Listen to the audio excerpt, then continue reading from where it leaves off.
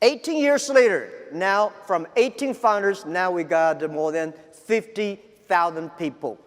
And from my apartment, we got a lot of campers today.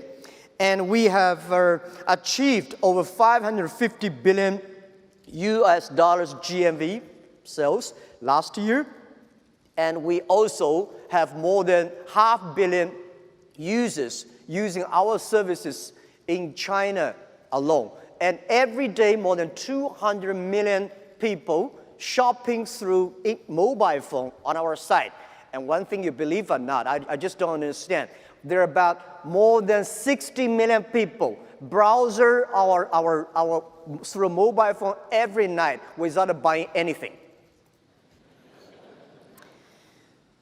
And we also created more than 33 million jobs. This is what we feel for China. This is what we feel most proud of. Our goal is that we're bigger, even crazier.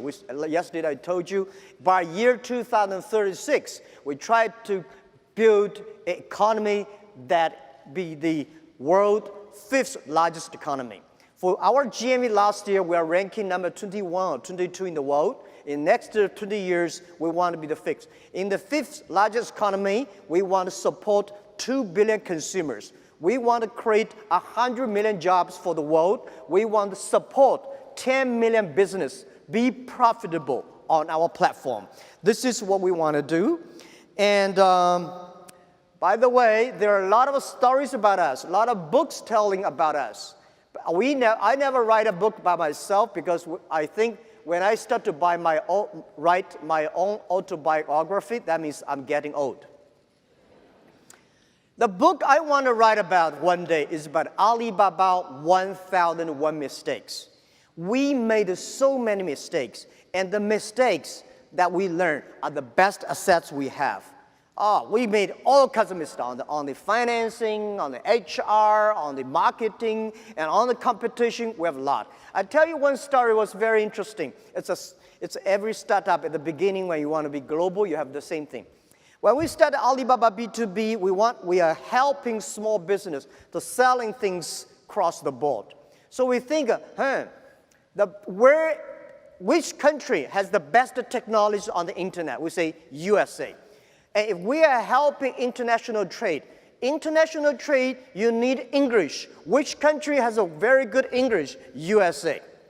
And which country has most of the import-export business? USA. So we say, that means we should put Alibaba headquarters, or at least a big office in America. So we decided to build up a huge office in San Francisco.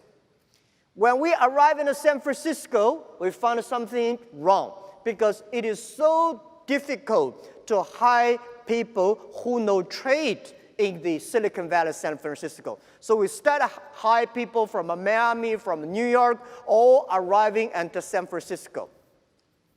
After 1 month or 2 months, we realized something wrong when we have like 30 people in our Silicon Valley office. Because those people, they know trade, but they don't know anything about the internet.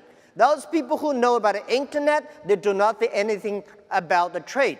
And the other thing frustrated us is that it was a beautiful story at that time, because they say China in the daytime, USA in the evening. USA in the daytime, China in the evening. So people work here in the daytime, send email there, so next day they can continue to work. It's a beautiful story, but did not work out. Later we find out that those people who know trade do not necessarily have to know English, or at least their English terrible. That's fine. People understand what you're talking about. We do not need English experts to do import-export. So we know something wrong, we say, we have to shut down the office. And I told the team, the 30 people, say, we're going to have shut down. You want to get cash, or you want to get Alibaba share? If you want to get a cash, $3,000, like $2,000 or $3,000 each person. If you want to get a share, 1 cent, 2 cents per share. You get options. Everybody say, give me cash, no shares. They all went home happily with $3,000. So We have a lot of mistakes we made, and a lot of colleagues also made mistakes. We survived. I would say we survived. We're not successful. We will never say, Alibaba will never say we are a successful company, because we will not say success until we survive 102 years.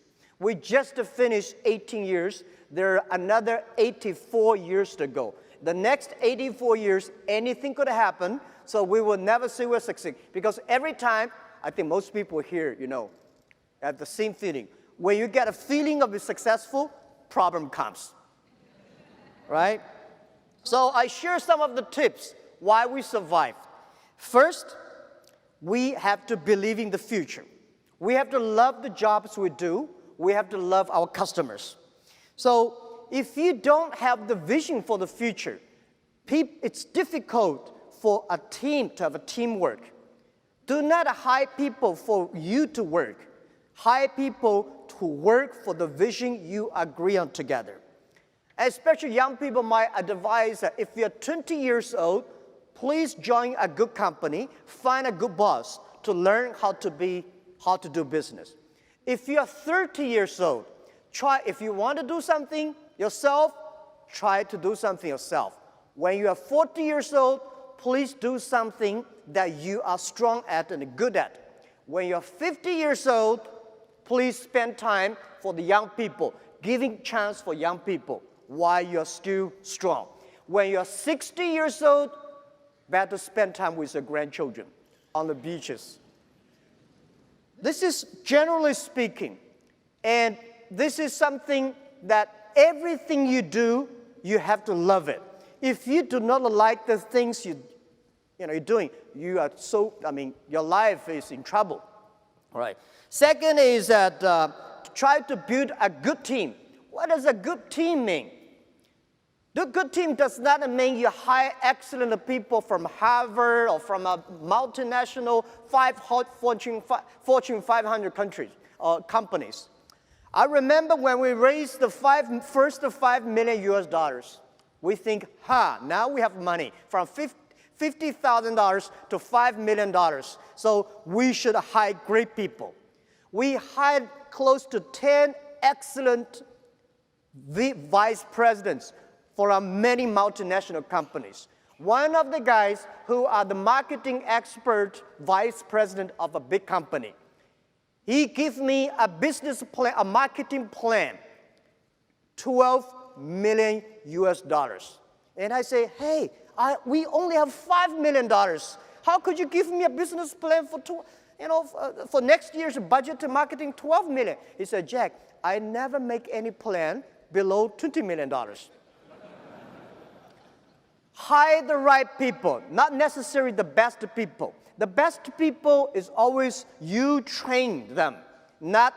There's no best people in the market. The best people for you is always you train yourself. So, as I say, if you hire the people who are very good, not suitable to you, it's just like you are putting a Boeing 747 engine into a poor tractors. Neither of them are happy. The engine is not happy, the poor tractor is not happy. So find the right people. And the other thing I want to say is that making sure that you focus on the product and services. Your vision decides what kind of people are joining you. But what kind of people joining you would decide the product and services. As the chairman, as the CEO, as the founder of the company, you have to be sure your customers are happy with your product and service. I know nothing about a computer. I hate high technology because people like me, when we hear about high technology, we are scared. But when we want to get the government support, we tell government we are high technology. But when we tell the consumers, users say, this is so simple. For the first 2 years, I was the product tester of Alibaba website because I know 80% of the people in the world, on the business world, like me, we just want to have a dumb click, get what I want. So many of the times when the engineers design some wonderful softwares, they feel excited. and I would test it. If I cannot use it, just to throw it into the rubbish. If I can use it, I believe 80% of people can use it.